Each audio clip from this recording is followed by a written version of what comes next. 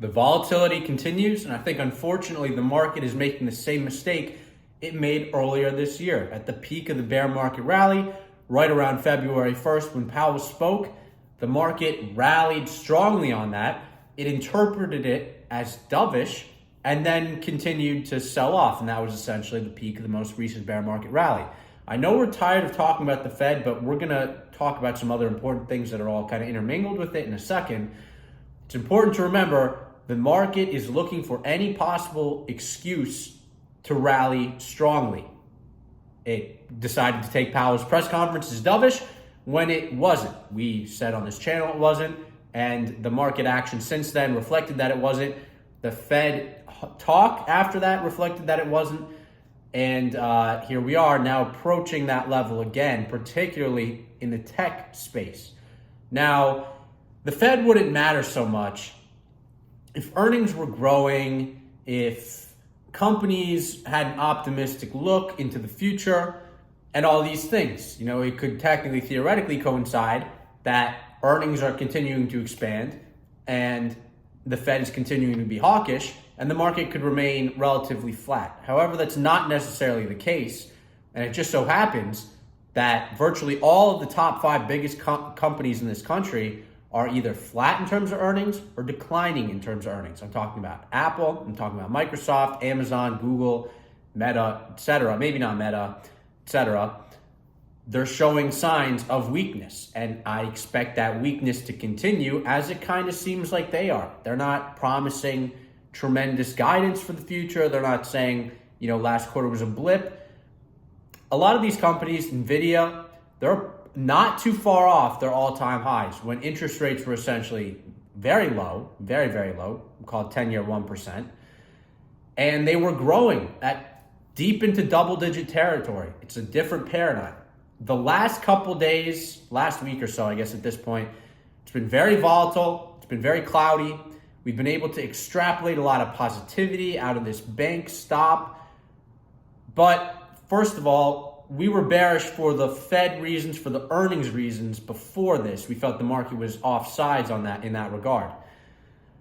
The bank situation doesn't change that. It doesn't change the fundamentals. If anything, it actually makes the fundamentals worse, not better. I get it. When you hear liquidity, when you hear the Fed stepping in, it's very easy to go right in, buy tech, assume it's all the same.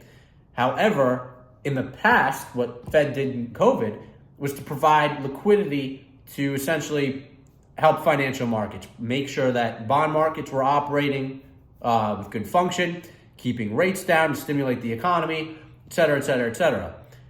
Based on the ECB today, the 50 basis point hike that they did and the rhetoric coming out of Christine Lagarde, you best believe that there's some coordination here between the ECB and the Fed.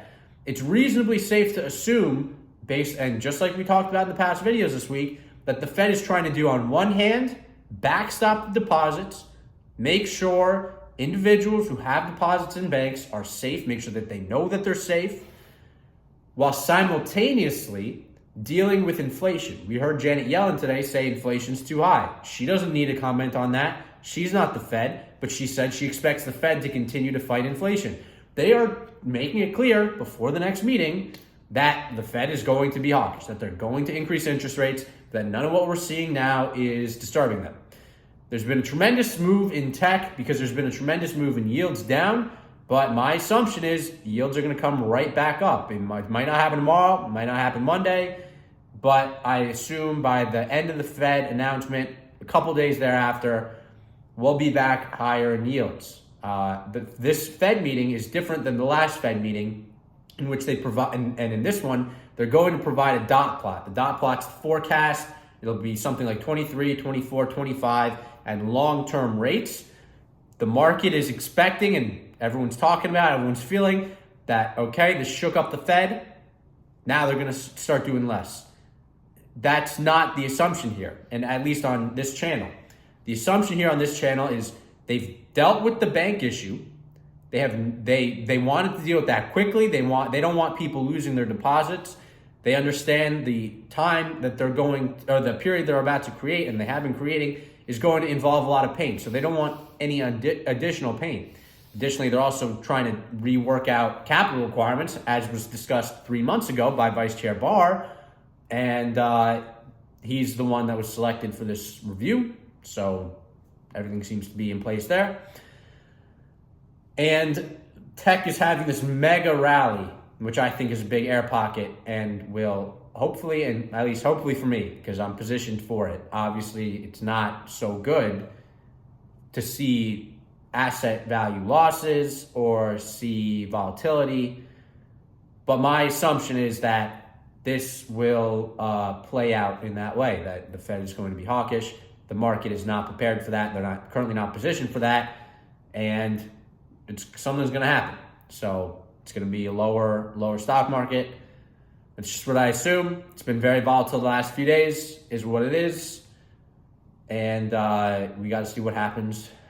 Take a deep breath. See what happens as this all, continues to go on, shake out, et cetera, et cetera, et cetera. So that's today's video. The volatility continues, and the market's making the same mistake it's been making all this time, just as recently as the bear market peak. So we'll see what happens. That's today's video. And until next time, peace out.